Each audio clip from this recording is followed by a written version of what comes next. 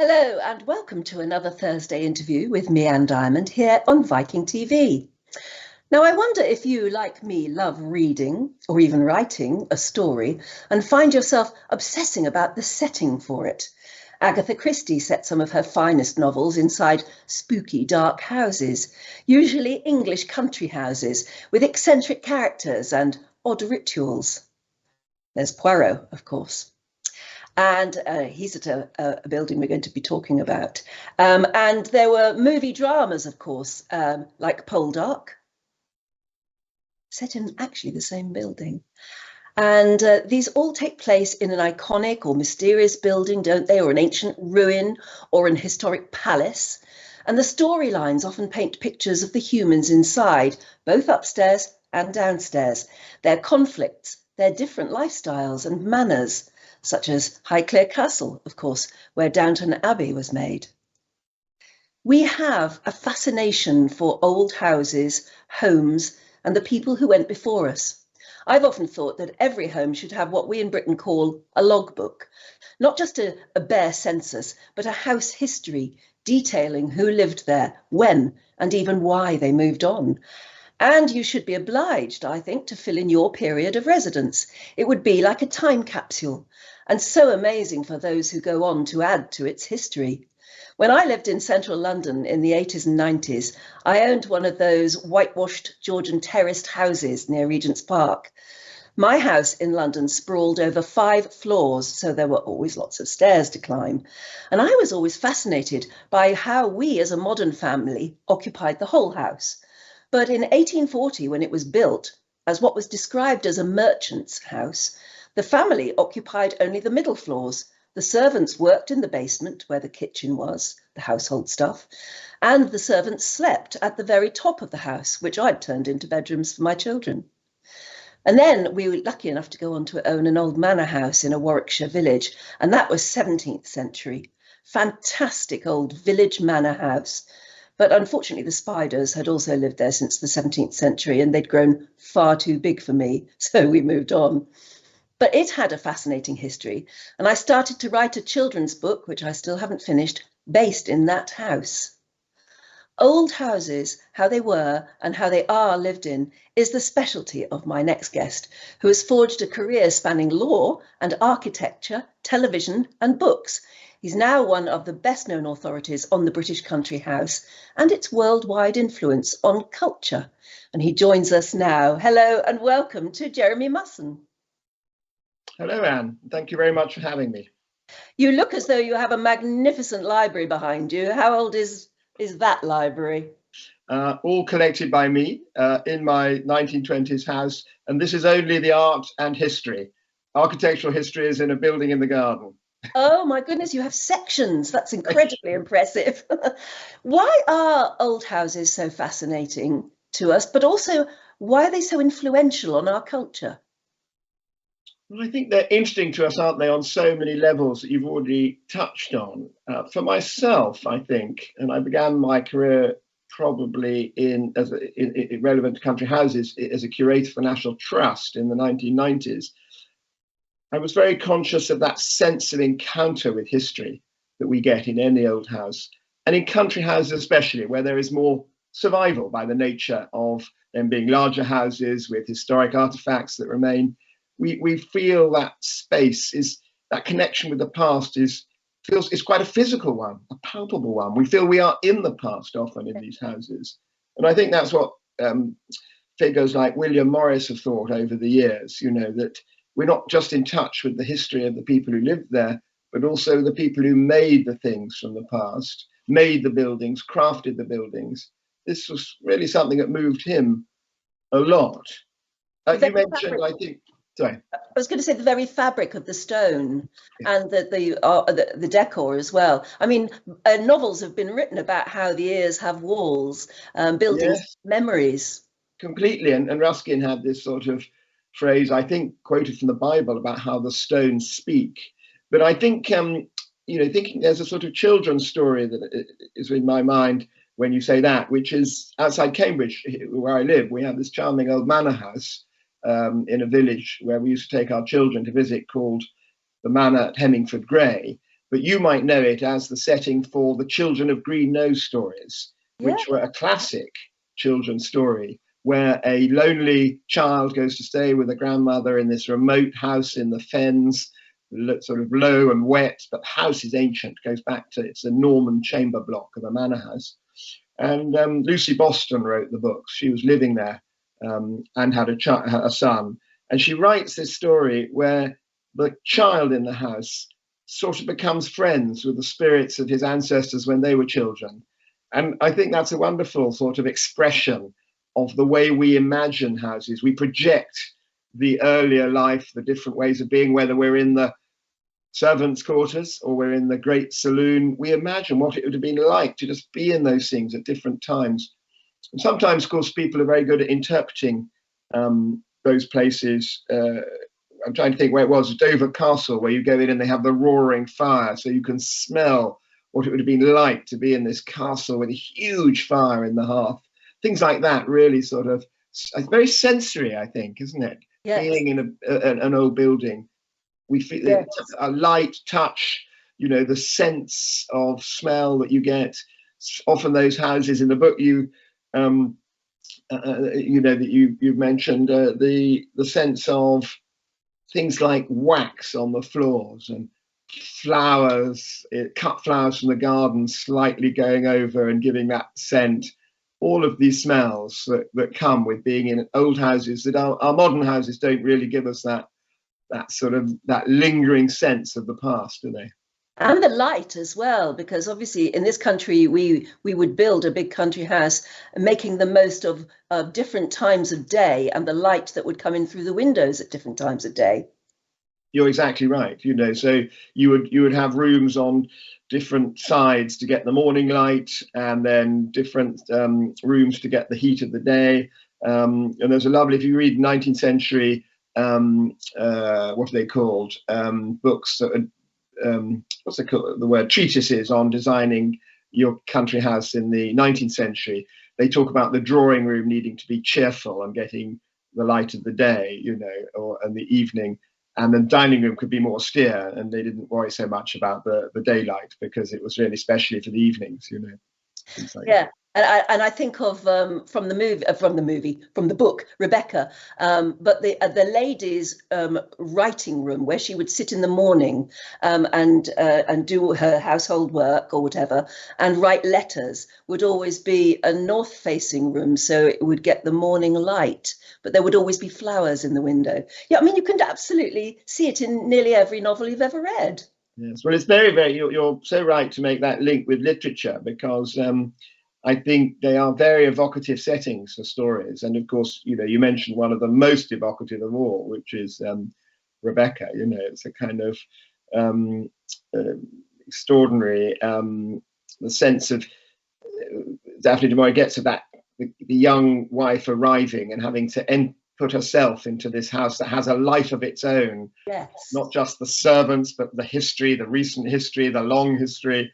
There's a lot to take on, and that's quite evocative of, you know, what it must be like to inherit these houses, particularly if you haven't grown up in them, you know, which often happened. We forget how often houses were inherited by cousins and nephews and nieces and so forth. Oh, we'll go on to that later. I tell you what, this book arrived for me. I have never come across quite such a heavy book. This is your latest one, isn't it? Romantics and Classics. That's correct, yeah.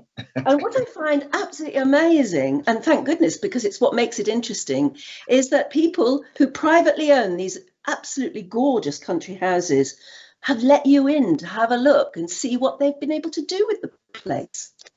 Well, it's an enormous privilege, and people are very, very generous. I worked with photographer Hugo Ritson-Thomas, took all the photographs in that book. And I think owners of houses, if they feel the project's a good one, are very generous with access, as you rightly point out. I think many of them feel rightly proud of what they've done to keep the houses together and make them beautiful and extend and create gardens and so forth, but also feel quite keen to celebrate those who've helped them do it. You know, the artisans, the builders, the interior decorators, the architects, the people who've woven the curtains and so forth. They're very keen to help support and promote them in their futures, so it's an enormous privilege, and I enjoy it a lot, I must say. Well, anyone watching at the moment will be able to get themselves a copy of it. But just to flip through it and see these astonishing places. I mean, what sort of families were they? Were they people who'd inherited or just bought the place because they wanted a challenge? What? Well, it's certainly a mixture, because what we wanted to celebrate in this book is the extraordinary variety of what we think of when we think of country house style. So a number of houses, a good number of houses in the book are inherited family houses, whereas others were acquired by people as wrecks and then brought back to life. The one we're just going past was, in fact, a new one just built. But so it's a mixture, because that's always the story of the country house, that you, alongside the ones that are inherited and have been in the same families since the 16th, 17th century, of which there are several in the book, you've also got the ones that are being bought and made beautiful, and often informed by a love of those inherited houses around you. So the house just going past last house we looked at was built for the family in the 18th century who had the estate before, and they're still there, a very charming young couple now running it, who've taken it over from their parents. But it's the variety that's interesting to me, having worked country life for a long time and visited hundreds of such houses over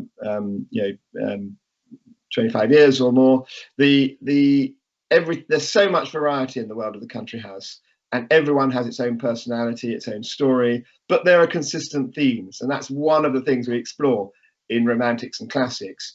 We wanted to have a book that sort of captured the sheer fun that people have. It's hard work, but there's also fun to be had. Joy is perhaps a better word than fun. Did you find that there was a constant dilemma they were facing with whether they should make it authentic to the period that it was built, or to modernize it, or to try and get a mix of the two? Well, I think, again, I said there are lots of different personalities, lots of different ways of approaching these things. So some are more focused on period appropriateness, but also contemporary comfort. But they want a contemporary comfort that will sit beautifully with the collection of 18th century paintings and lovely late Georgian interiors, whereas others want to have a refreshment in the house, which still keeps, very few want to sort of chase out the inherited atmosphere. And that's actually one of the beauties of this story, is often seeing how new generations do those things, sometimes informed by history. Oh, what was this room actually like in the 18th century? And thinking, oh, do we want to do that, or do we want to do something slightly different? But perhaps we could use some of that colour palette, having done the research. Those sorts of questions come into play, I think. So comfort's very important. Oh, well, that's interesting, because I was going to say, I don't know if you've ever been to a big old manor house, I think in Sussex somewhere, owned by Bob Geldof. And when he bought it with his wife Paula at the time, I went down there quite a few times, and they decided to try and keep it very, very authentic. So they kept the big bare stone walls, and they just hung tapestries up. I think we must be talking about a sort of 15th or 16th century manor house. And whilst I can understand, I remember thinking, I can understand you wanting to be authentic, but it's not terribly comfortable. Not very 20th century, which is what I would have wanted, I think. Yeah. Well, it's I expect they had some more comfy parts to the house, didn't they? Yes. I think that's often the solution, is that you have zones of greater degrees of authenticity. But all of these houses, and I'm very, very, very interested in this aspect, is what often quite modest alterations can make houses more comfortable. I mean, as you will know, every new generation that comes in now wants a kitchen they can live in with their family and connect with other rooms, whereas even until quite recently there would have been quite a divide, or in the various economic retrenchments in the world of the country house, or people have ended up moving into the practical kitchen, which didn't actually have connections with the comfortable rooms. So you get this evolution. But I think in lots of houses people have worked out the ways to get that right now. Actually, it's the heart of the house, isn't it? It's how people live, Well, yes, and that's different, isn't it? As I was saying, the townhouse in London that I lived in, the family who owned it would not have gone downstairs into the basement where the kitchen was. So the kitchen wasn't the heart of the house then, but it certainly is nowadays, no matter how wealthy you are. Yeah, well, it's a very good point, and I think people also want to live where they can see their children doing things, comfortably around them, and not have them in the distant attic, which would have been the case in most country houses. Yes, I was talking to somebody quite recently about their memories of formal childhoods in country houses, and they were saying they would perhaps meet their parents, and this was post-war, but said they would see their parents for an hour in the evening, all dressed up smartly before going to bed, and that was about it. It's a very, very different world today. It is, yes. But the houses that we're talking about will have seen these different eras. The house itself will have witnessed the way life changes in the people living inside it. And that's what if only houses could talk, they'd tell us more, wouldn't they? You're so right. Well, I try and help them a bit. Yes, yes, that's what you do. Now, Viking has put together a marvellous opportunity for guests to visit some of the most fantastic and historic stately homes we have to offer. So why don't we sit back for a minute now and take a look, and then perhaps talk about some of them that you know. Medieval Broughton Castle is another gem. Home to the Fiennes family, which includes the great explorer and author Sir Ranulph Fiennes. This fascinating estate was part of the PBS masterpiece miniseries Wolf Hall. Broughton Castle also played an important role in the Oscar-winning movie Shakespeare in Love. During your private viewing, be sure to enjoy the ladies' gardens, perfectly manicured since the 1890s. Next up, Chavenage House, better known as Trenwith in another PBS period drama, Poldark. Built in 1576 in the Elizabethan style, the home has retained much of its original charm. You'll be warmly welcomed by friendly family members who'll share tales of the home's storied past. And if you're lucky, enjoy some of their delicious homemade marmalade. But as you explore, keep an eye out, because some say Chavenage is haunted. Then it's on to the gardens of Highgrove House, the private home of their Royal Highnesses the Prince of Wales and the Duchess of Cornwall. This Georgian home, nestled in the Cotswolds, is relatively new, built in the 18th century. Its idyllic gardens are what truly sets the home apart. A haven created by His Royal Highness, who once stated, "My aim has always been to try and enhance the setting of the house in the landscape, and above all, to please the eye, warm the heart, and feed the soul."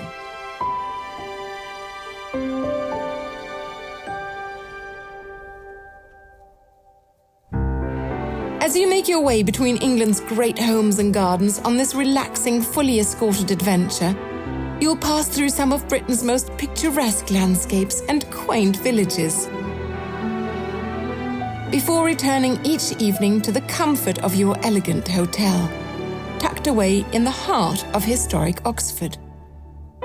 Our UK Great Homes Gardens and Gin extension has been thoughtfully curated to provide an unparalleled window into the lives and responsibilities of the British nobility. And with Viking's privileged access, you'll experience these delightful country homes in a way most never will. It's a great way to extend your travels with Viking.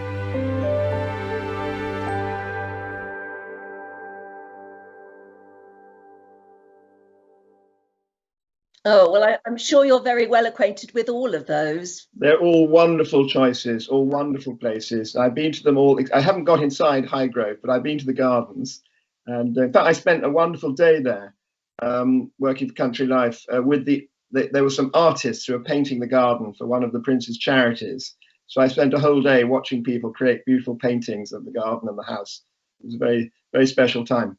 Yeah, Highgrove is, of course, Prince Charles's private house. I mean, we'd all like to have a look inside, really, but he's done remarkable things with it from the outside, and everybody says he's done an incredible job. Yeah, the garden is absolutely wonderful. And yeah. No, I was going to say, but it's interesting. Karina Hagen, who narrated that video, makes the point that these houses, and you said earlier, are often inherited by people who might not have been expecting to, or who sort of find it a huge responsibility, maybe one they don't necessarily relish. You must have come across quite a few families like that. Yes, I think so, and also people who rise to the challenge in extraordinary ways. I mean, maybe because I have a particular perspective of writing about them, so I engage with the ones who have, in the end, come to devote themselves to the projects of looking after the house, sometimes with quite challenging financial, problems in terms of the cost of restoration or other issues that arise at that time. And I mean, one of the most extraordinary is I did a talk recently with Lord Shaftesbury at St Giles's house in Dorset, which I expect you'll know something about. And you don't? No. Oh, well, it's one for your list. He was a younger son. He was a DJ in New York when his father died, and rather sadly, in tragic circumstances. And then his older brother inherited. And then suddenly he died very young. And the DJ in New York, where his life was, he devoted his life to this, had to make that decision. Should he go back and run the family property? It's come to him as the next son. And so he became the Earl of Shaftesbury. And in fact, the house hadn't been occupied for decades and was in a terrible state. And he came back and with his wife said, I think we've got to do this. And they've restored the house, reoccupied it, made it, they have business interests there, like weddings, as most of them do, to create an income to help keep the roof on. And they've restored it wonderfully, including a rather exciting room where they decided to keep the half where the plaster had come off. They restored the room beautifully, but they said, we're not going to put back everything where it had gone, so that in at least one grand room in the house, you will sense the problems this house has been through. And it's really rather special. I put it on your list. Oh, yeah, absolutely. And I'm really fascinated by, how he returned to sort of take on that challenge and made such a triumph of it. That's the great story. And from your design perspective as well, the idea of leaving part of one room at least scarred, showing its scars. Well, it wasn't something that immediately sounded the right thing to do to me, but when I saw it, I was completely persuaded. It's interesting you mention him. I mean, there are so many stories like that, but just about a year ago here on Viking.TV, I spoke to Lord Derby, who again inherited Knowsley Hall. He was the third son, the youngest, and his I think both brothers, for some odd reason we don't know about, but both of the older brothers inherited in turn, but never had any children themselves. And so he found himself inheriting it. Never thought he ever would. Massive place on Merseyside, just outside Liverpool. And again, he and his wife had to decide whether or not to split the property up, sell it off, turn it into apartments, or take on the burden or responsibility of revitalising it. And my goodness, they've done an amazing job. Do you know Knowsley Hall? Well, I know it really by reputation, and it's because if I'm right in remembering this, the house had actually been occupied as a police college. That's right. For decades. So they were taking on something that had been in institutional use. And but look, it's the most magnificent house, and I could see the challenge being very great. Look at the scale of it, but also the sense that you could really do something here. They still have the collections, of course. Yes, I mean a huge challenge if you're up for it, but it changes your life utterly, as you just said with that other example. It can completely change your life, and of course, a lot of them turn to they have to find an income. You can't just restore a place like that out of your own pocket. So you find yourself doing, I don't know, events and weddings and location for movies and things like that. A lot of the places you talked about are very famous movie locations now, aren't they? Oh, very much so, and it's part of the appeal and the allure to them for most of us visiting, isn't it? That we spot ourselves in rooms that we've seen in films and get a sort of special thrill from that. Yes, it's odd, isn't it? But again, I suppose that's how an old place can thrust itself into modern life and be part of that too. That's being part of the culture, I guess, isn't it? Yeah, well, I think the country house, you've talked about the country house in literature already. I think the sort of novels and the detective thrillers, and the film is another sort of manifestation of that, isn't it? It's a sort of oh, I love the picture of them all in their masks. That's something. I know that again is modern times, isn't it? Thankfully. But it's where the country house sits in our imagination as well as in real history. It's the place to project the vision of a great party. And I think Julian Fellowes has done us all a great favour with these wonderful films, you know, Gosford Park and the series Downton Abbey. They've been simply marvellous, haven't they, in terms of imagining how houses lived. My Downton favourite moment is always the bit you see the servants getting it ready in the morning. Just that thought, that is so spot on for what those houses are like. Every house being got ready in the morning before the family got up, yes. Which required real skills, you know, real skills equivalent to museum curators or museum conservationists, conservators going around making sure everything was in order. Yeah. And often things that might have been used till midnight the night before. You know? Yes, yes. And I think they've got that to a T, really. Yeah, there's lots of little scurrying ants around getting life ready for the daytime people who are the richer family, I guess. I interviewed an aristocrat who was in her, I think, 80s or 90s about life in pre-war country houses. And she, particularly about life with servants, because that's something quite difficult for the rest of us to imagine, isn't it? You know. Yes. And she said she was about 10 before she realised that the rumble in the morning was that the servants getting up at 5 or 6 to get the house ready for the family when they came down to breakfast. And she said it was years before she really realised what that sort of noise in the distance was. You know. And that, of course, she had the warmest memories of the servants in their house in Norfolk. She said they had protected her, they taught her to ride and swim, and were always there to support the kids. And I know it's a very privileged story we're telling, but it is quite an interesting one, I think. But it was very interwoven, wasn't it? I mean, yes, the family were looked after and pampered, but the house itself was giving a living to many, many people who were servants, live-in servants, but also in these country houses to a lot of people living outside in the villages too. Well, that's very true, and of course that's interesting on two levels. One is historically that it was you may know I've written a book on servants called Up and Down Stairs, because I was really interested in how country houses worked. But what I became really more interested in as I wrote it was trying to find the voice of the servant from history, you know, memories, or fragments of letters from the 17th century where a maidservant says she writes, "I miss you, my friend, because it's cold in bed when there's just one of us in the little garret." Yes. And then in another story, a servant publishing his memoirs of being an 18th century footman and describing how he saves the life of all the family. And they had taken him in as an orphan and trained him. So it's a sort of fascinating web of human experience, and very, very compelling. And of course, then take that to the modern story, where a house like Wentworth Woodhouse in Yorkshire, which you will have heard of, which is a big restoration project, charitable trust, it's really become a hub of a community around Rotherham of something of sort of national significance.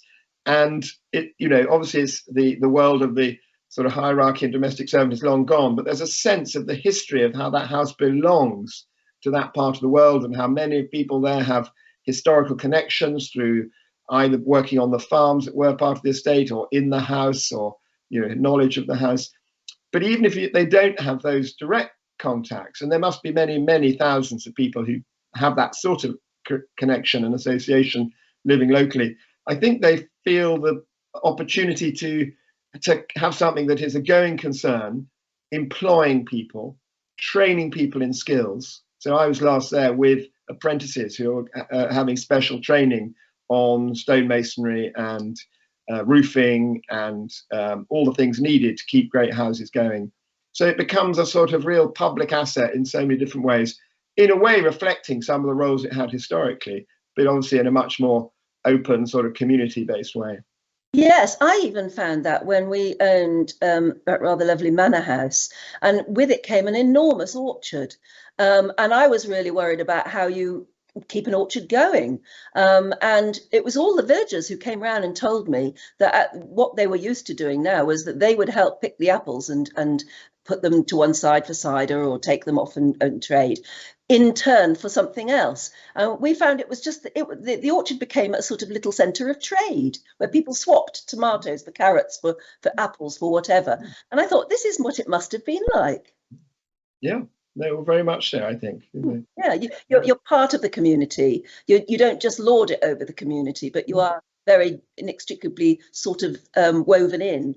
What about the English country house particularly, and its effect on art and culture? Because you mentioned earlier William Morris, the way people got designers in, or the way designers designed for the country house. Well, obviously, one of the fascinating things for me as a sort of architectural historian is that country houses represent the absolute best of their times. Even the gentry houses are sort of in the conversation with what are the things of fashion. And then that all, of course, slows down in the 19th century, and particularly in the 20th century. So it's really, the historical survivals that become so fascinating. But there were great figures, and Morris is, of course, one of the great design figures. In fact, I recently wrote the guidebook to his house in Kelmscott Manor in Oxfordshire, which is owned by the Society of Antiquaries. And they've recently put back, it's a lovely manor house that he leased as a sort of house in the country. Not huge, like a big farmhouse in scale, but very much sort of the classic sort of hall and cross wings, rooms hung with tapestry and so forth.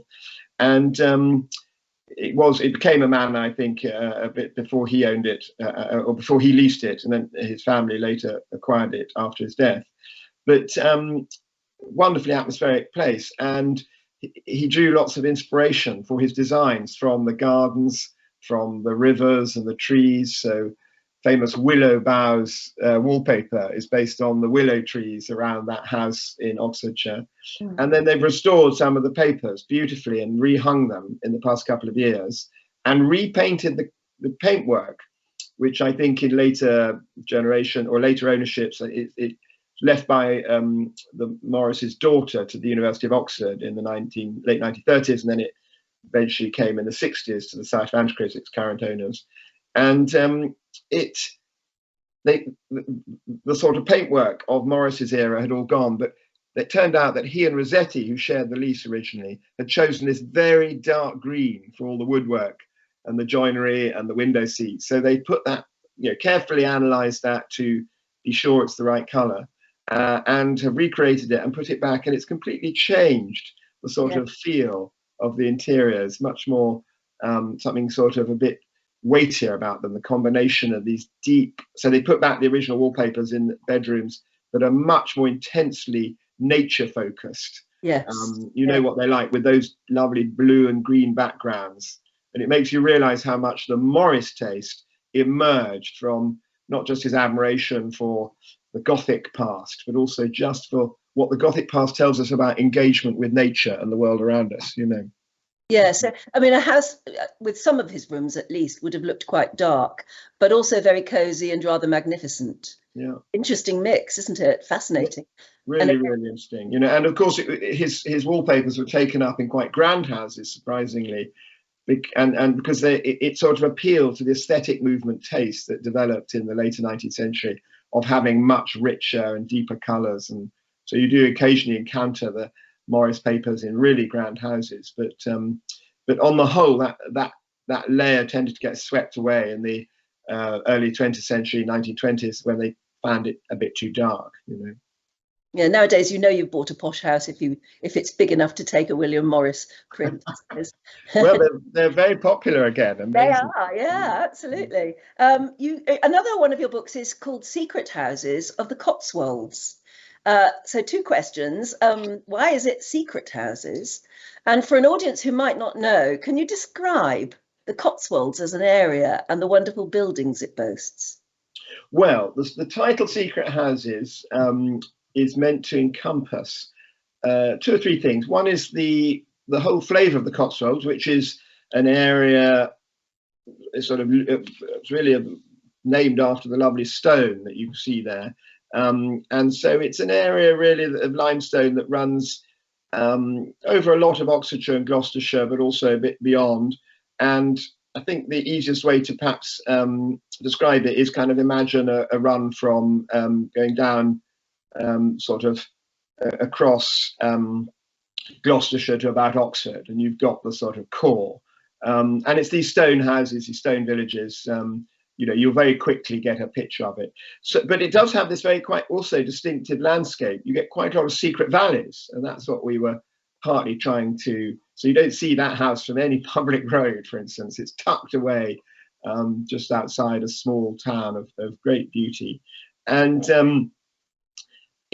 it's a way of that often you encounter these houses, even if they're not completely secret or unknown in themselves, but in almost their secret valleys. Alpin Manor in the house in the book is another very good example. And then, of course, some of them are, I think most of them in the book are not open to the public. So that's another secret, that you're getting into a private house and sharing their stories, many of which not published elsewhere. So I think it was a wonderful project to work on. Again, working with the photographer Hugo Ritson-Thomas, who I did Romantics and Classics with. And people were enormously generous. And again, extraordinary variety of houses, some in families for hundreds of years and others more recently acquired and made beautiful. Yeah, well, let's take a quick look at Chavenage. We spoke about that very briefly earlier. We've got a video of it here. Let's just take a look, and then you can tell me all about your take on Chavenage. Extraordinary place with extraordinary people.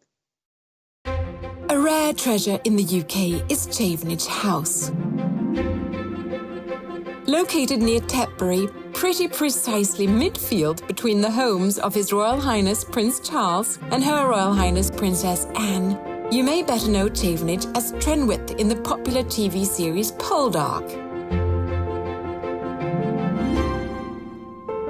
While you might think having a historic home is glamorous, the Loseley-Williams family, who've owned Chavenage for generations, can tell you it's anything but. It takes a lot of hard work to pay the taxes and fix the leaks.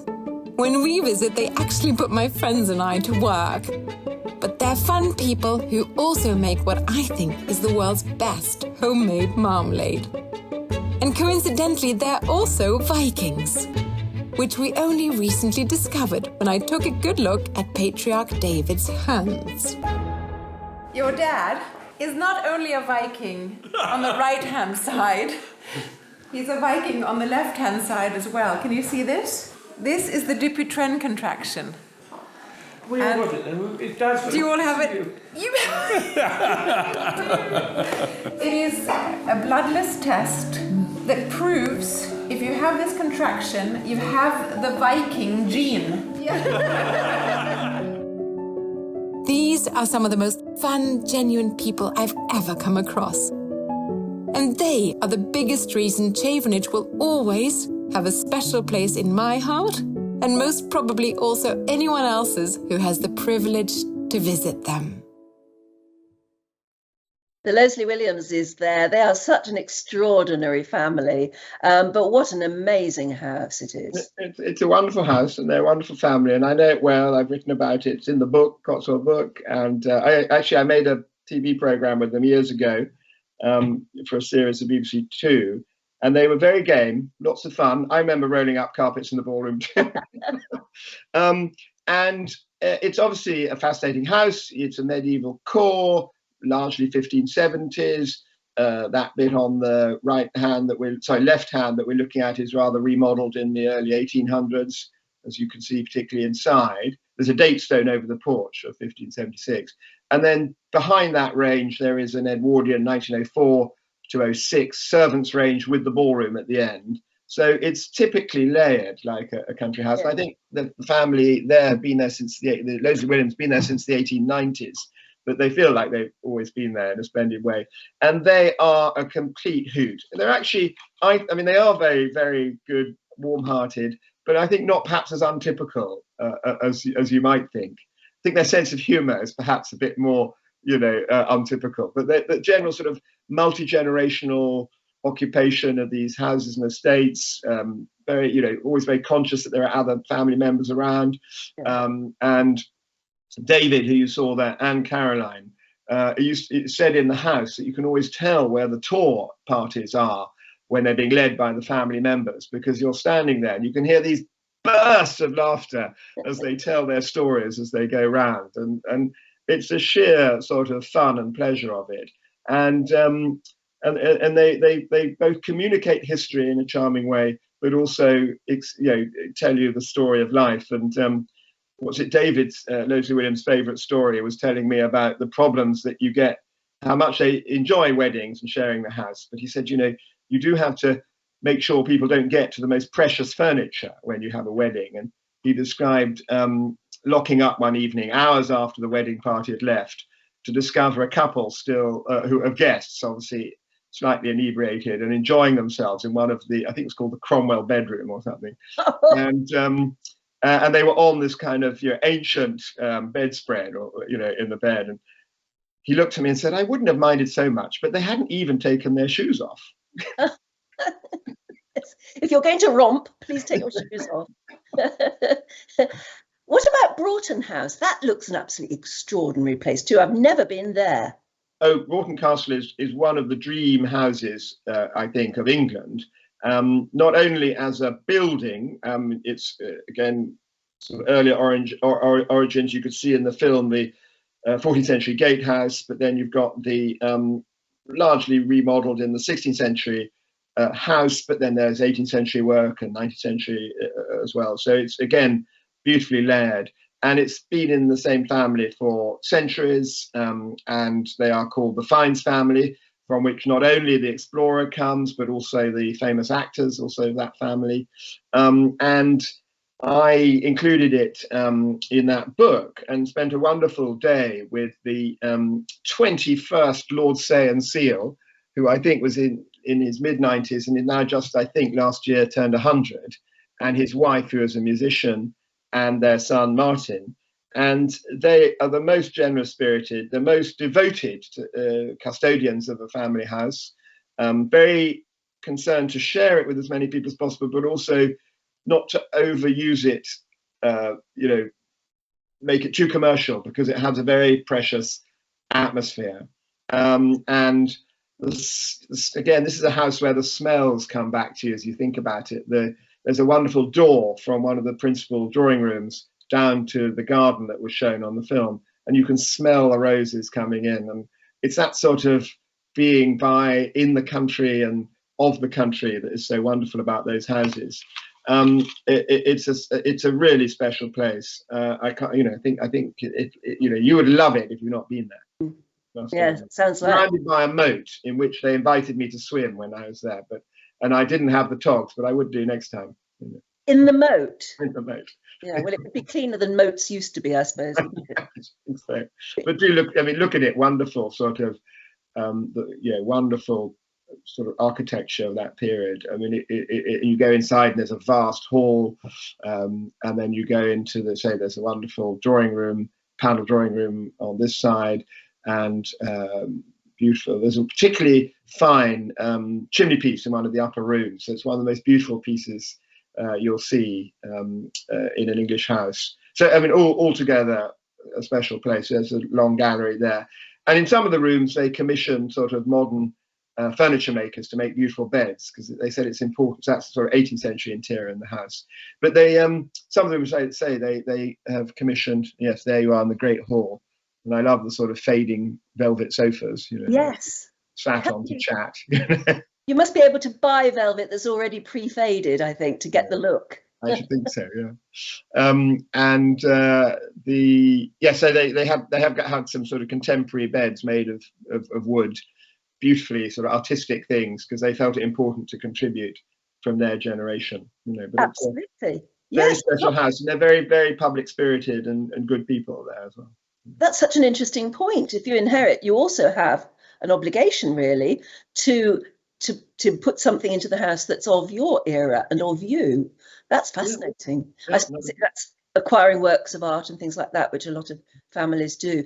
There are some hugely famous houses that a lot of people watching right now simply won't know the history of, might not even know the name of. You think of Castle Howard, which of course most people will say, oh, that's the Brideshead Revisited place. But it's got its own history, of course. Yeah, well, I mean, of course, it was very well chosen for Brideshead, because Brideshead in the novel, which is the basis for the film, the Evelyn Waugh novel, it was a sort of great Baroque house.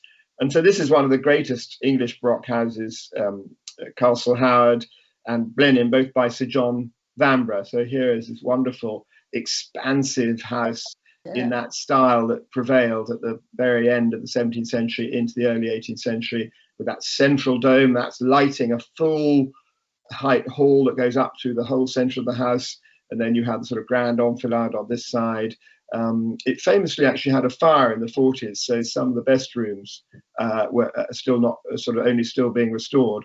And yes, there's Vanbragh's kind of grand design, and you can see it's like a city and a palace combined, and it's quite high up, so the impression it gives is quite extraordinary. And the interior was as theatrical as this great exterior. Actually, those, you can see that sort of castle-like bit at the end is actually all the kind of, you know, the supporting bits of a house you need. Family wing in the middle, so that bit that we can see in the middle of that picture was always, as it were, the family wing, and then the grand rooms, the reception and entertainment under the domed wing. But I mean, it really was an extraordinary vision of you know, what a country house could be. And Sir John Vanbrugh is this extraordinary figure. You know, he was more famous as a playwright before he became an architect.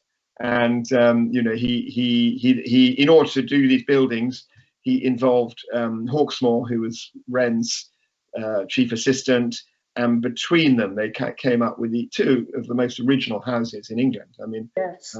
Castle Howard has this particularly spectacular hall that you go in with sort of wonderful painted ceiling of the dome, which was restored after a fire in modern times, wonderful plasterwork and things. But you go up and the staircase goes up on around the sides, but at lots of points you're looking back into the central hall. So it's Baroque as architecture of theatre, you know, the sense of seeing spaces from different angles and the richness of the decoration flowing through at different points of your experience going up through the house. You know, it's really, really wonderful. And if we look at Blenheim, of course, where Churchill was born, how does that, who owns it at the moment? No, it's still owned by his family, actually. It's still the Dukes of Marlborough. So it was built for the Duke of Marlborough, the famous first Duke, who was a general, and he pretty much he liked what Vanbrugh had done at Castle Howard. He said, I want something similar, but with a big picture gallery for all the artworks he'd been given by grateful governments or monarchs in Europe for the battle he'd won. And you can see again the extraordinary scale, combining sort of classical tradition, but also the very weight of the building has something almost castle-like about it. You know, you could see this is Vanbrugh interpreting the great house tradition of Britain. They have something of the big Elizabethan and Jacobean houses about them too, that sense of weight. Think about Hardwick Hall or Hatfield House. You know, I'm absolutely certain that Vanbrugh was thinking, how do we make houses today that feel like the mighty houses of that great period, which were, you know, the other great buildings of scale, if you like. And Blenheim remains with the Dukes of Marlborough. It's beautifully presented. It's a wonderful house to visit, you know, and it also has a fantastic park with a great lake. I only really had a chance. I visited the house once or twice, but only recently have I walked around the park and realised how beautiful, how many ancient trees it has in the great park. It's a very, very wonderful space. And a famous maze. And a famous maze. But imagine what a sense of destiny that gave Churchill, to be absolutely conscious of being born in that house. Yeah. He was a grandson of I think the 7th Duke, is it? Yeah. But the point is, you know, he was never going to inherit. Yeah, 7th Duke, born in 1874. He was never going to inherit, but to know that you'd been born, in that place. Must have been quite something. Well, he certainly had a sense of destiny, didn't he? But talking of Churchill, the house he bought for himself in the country, not nearly so pretty. That's Chartwell. Fascinating place to go. Obviously, it has its place in history. But I gather Clementine Churchill really hated it. She just thought it was ugly. Well, certainly she came, she was a person of some taste who had great sort of connections amongst beautiful houses. But I think Churchill loved this house, and he had quite an influence in remodeling it, stripping away from some 19th century alterations, making it into this slightly more romantic, as he saw it, sort of more like a 17th century house, if you like, but making it very comfy. It worked very well, and it worked around family life, which was rather around him, of course, and particularly about his writing. So the two things he loved to do here were to have relatively small, intimate lunch parties and dinners with people who could give him information about the world. But he also had a huge writing room there where he wrote his books. And, he was always a writer and earned a lot of his living as a writer. So, he didn't have great wealth from inheritance. And he spent a lot of money, as we all know. There's whole books about how quickly he spent his money. Yeah. But actually, I did do some advisory work for the National Trust there a few years ago, and I had an enormous privilege of interviewing lots of the secretaries who had worked, retired ladies now, but in their late teens, early 20s, they'd been secretaries who would type dictation as he was writing his books, long into the night. One of them described how there'd be some records on in the background in one of those stacked records that played one after another. And when it got to a certain record, she said, he'll be wanting his soup soon. And there'd be soup waiting to be heated up for him at sometime in the early hours of the morning. And then they would do it, the lots of these secretaries, and they would come and take over from each other. And but gosh, what a privilege it was to interview them. And one of them I remember especially, you remember in that photograph you just showed me, there was the arched room, which was the arches looking on the garden. That was a sort of dining room space that they also used as a cinema after the war. Oh. And used to watch films there after supper. And one of these elderly ladies who'd been a secretary in the 50s said she could remember the Churchills watching a film there. And Churchill was rather annoying Lady Churchill. I kept on turning around saying, so who's this character and who's that and where do they fit in? And she said, oh, Winston, just watch the film. And he said, I am watching the film as a cat watches a mouse. And, just that idea of being the secretaries being part of this life of Churchill was so charming. And they loved it. They had very happy memories of it. Oh, yes, absolutely. And you can go around that now and see it for yourself too. It's owned by the National Trust, as you know. Yeah. It was bought because he was in financial trouble at the end of the war, having been the wartime prime minister. He hadn't been earning much money. He spent money. And various friends clubbed together to buy the house and estate from him so that he could live comfortably. And then with the deal was that at the end of his life and Lady Churchill's life, it would go to the trust. When he died, Lady Churchill immediately made it over. Because we perhaps forget, Churchill's still a name, but he was a sort of national hero for that generation. And people flocked to the openings, and it's still a place to encounter that history, but we have a different perspective on it, of course, now. Oh, yes. But a lot of the reaction of people who do go around it, they are, they're fascinated by Churchill's link with it, obviously. Yeah. But I think a lot of people come away saying it's much more austere than you would expect. Or tatty even, yes, than any of the other big enormous houses you might go around. Yeah, well, it's not a huge house, I think remember there's a lovely studio with all Churchill's paintings there. And some of his best paintings are really pretty good, actually. And I think when you see the paintings that he did of Chartwell, I think there is a slight sense where he saw it as a sort of little Jacobean house, which we see it as more crisp and sort of 1930s. But when you see his sort of rather romantic pictures of it, I think he had a picture in his mind's eye of what it was. And it was, to him, like a little Jacobean manor house. And it's in beautiful countryside, as you know, wonderful views.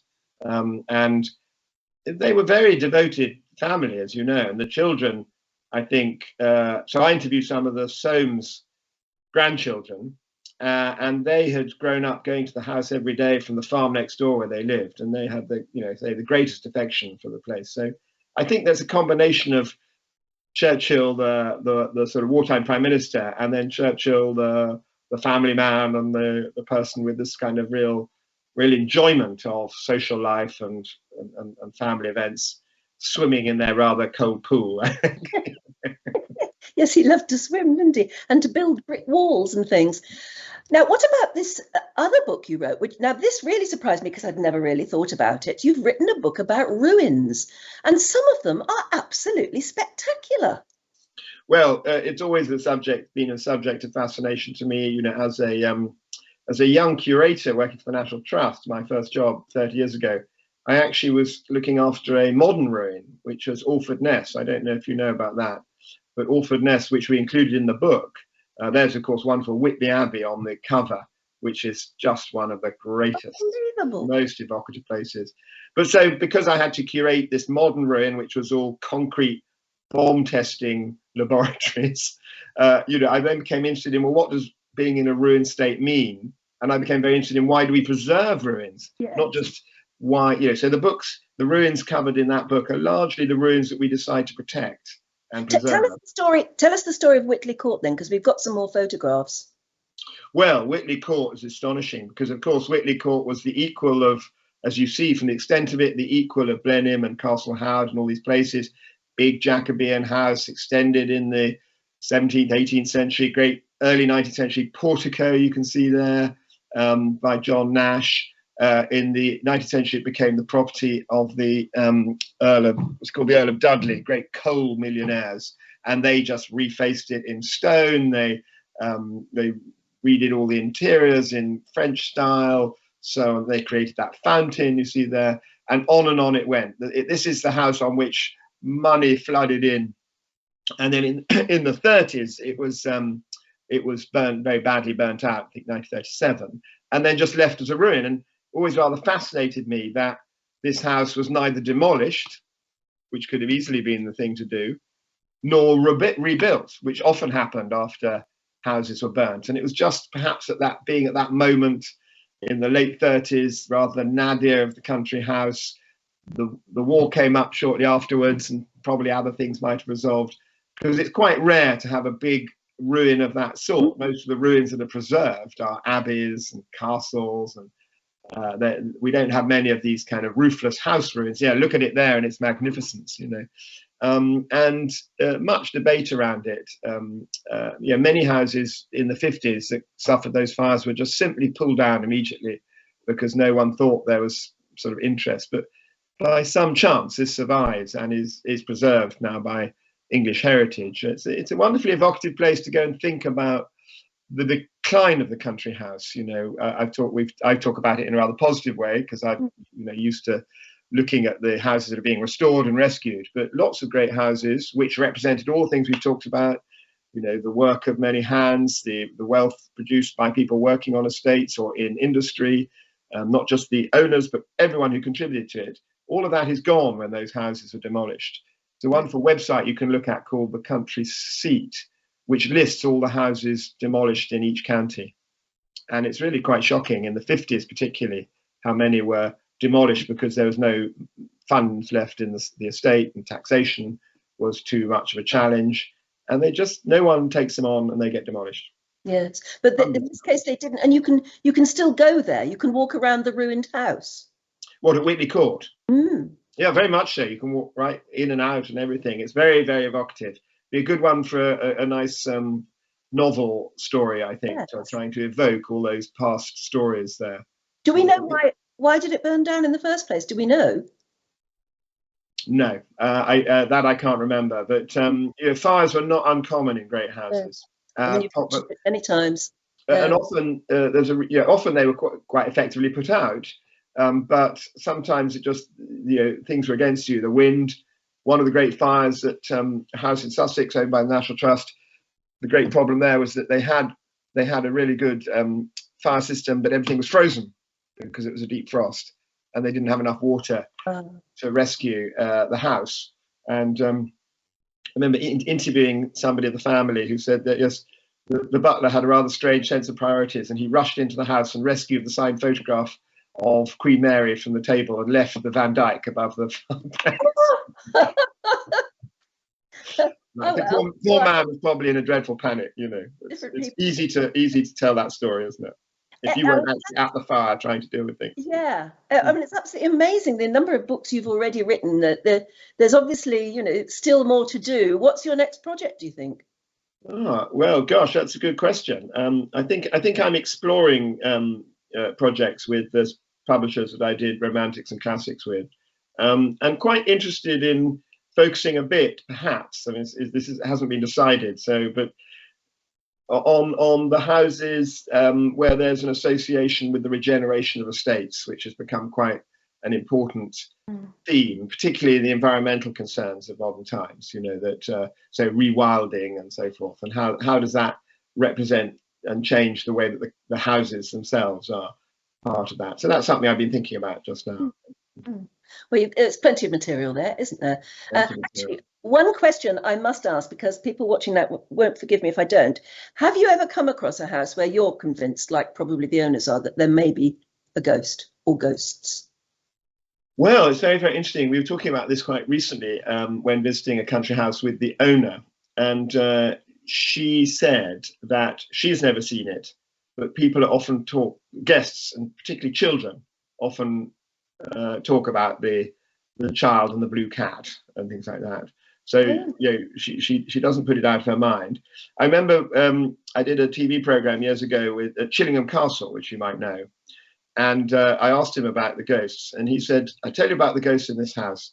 He said they don't bother me much if I don't bother them, but it's amazing how often somebody sees a ghost when they're visiting. It gets written up in the paper. We get lots more visitors at just the right time when things are going a bit hard on it." Yes, it's a good rescue, a ghost. I remember visiting one house in Staffordshire, I think, and the lady of the house and the children had heard ghostly music. They had heard the piano playing in the music room, but the husband, you know, who'd inherited it, who was actually interestingly had inherited it as a farmer in Australia and still spent time in both countries, he had never heard it. Even when his wife and children had pulled him to the door to listen, he'd never heard it. So there's certain, makes you think about spiritual manifestations, shall we call them, that they reach certain antennae and not others, you know. Yes. I actually had a theory for a time that most of the best ghost stories were devised almost to remember the best stories, or they became a kind of mythology of the house, if you like, and to put them into a slightly tantalizing ghost story was quite a good way of sort of capturing those important moments, you know. Oh yes, and making people remember, absolutely. Exactly. Well, look, Jeremy, it's been absolutely brilliant talking to you. Thank you so much. And it's I'll just remind everybody, because everybody watching now will get the chance to buy this, but just, you know, prepared for this. It's an absolute weight. It's a ton. I guess that's the quality of the photographic paper in it that makes it so heavy. You could put some legs on, make it a table, mate. Yeah, make it literally a coffee table. Literally a coffee table. But read it first. Thank you so much. It's been an absolute pleasure. What a delightful way to spend a rainy day. It is, isn't it? And thank goodness for the rain anyway. Thank you so much, Jeremy. And we look forward to your next project, because you so much. Come on and tell us about it. Thank you. Well, there we go. Wonderful, wasn't it? Absolutely fascinating. Makes you want. It makes you feel regretful that actually you don't know more and you haven't visited more places. But hopefully that's given you food for thought when you're planning your next holiday. Shall I leave you with a flavour of what you might be able to go and see? Here's Karina with great homes and gardens and gin. Explore several of Britain's most loved country estates on this exclusive extension with Viking. Oxford, a city known for its prestigious university, will be your base for 4 unforgettable days. You might recognise Downton Abbey, the fictional estate on PBS Masterpiece, sponsored by Viking. In real life, it's beautiful Highclere Castle, the Jacobean creation of noted architect Sir Charles Barry, who also designed the Houses of Parliament. Beyond the rooms everyone knows is a treasure in Highclere's basement. A rare collection documenting the 5th Earl's Egyptian expedition that discovered King Tutankhamun's tomb. Outside, the castle's expansive gardens include many of the botanicals used to make Highclere Castle's exclusive gin. Nearby is the historic home of another legendary gin, the Bombay Sapphire Distillery. Here you'll learn about their distinctive botanical ingredients and influence on the character of Bombay's taste. Select your botanicals and create your own aroma profile to help you better understand the complexity of Bombay's vapor infusion distillation process that's used to create this unusual spirit. Medieval Broughton Castle is another gem. Home to the Fiennes family, which includes the great explorer and author Sir Ranulph Fiennes. This fascinating estate was part of the PBS masterpiece miniseries Wolf Hall. Broughton Castle also played an important role in the Oscar-winning movie Shakespeare in Love. During your private viewing, be sure to enjoy the ladies' gardens, perfectly manicured since the 1890s. Next up, Chavenage House, better known as Trenwith in another PBS period drama, Poldark. Built in 1576 in the Elizabethan style, the home has retained much of its original charm. You'll be warmly welcomed by friendly family members who'll share tales of the home's storied past. And if you're lucky, enjoy some of their delicious homemade marmalade. But as you explore, keep an eye out, because some say Chavenage is haunted.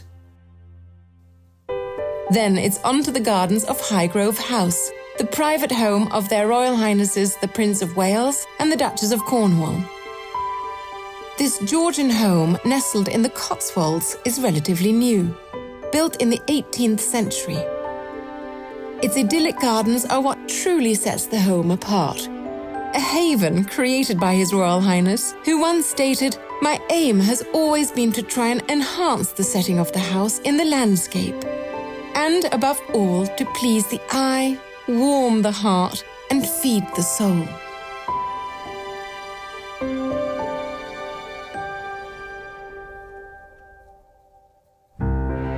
As you make your way between England's great homes and gardens on this relaxing, fully escorted adventure, you'll pass through some of Britain's most picturesque landscapes and quaint villages,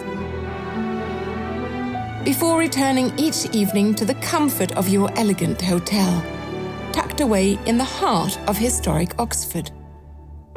Our UK Great Homes Gardens and Gin extension has been thoughtfully curated to provide an unparalleled window into the lives and responsibilities of the British nobility.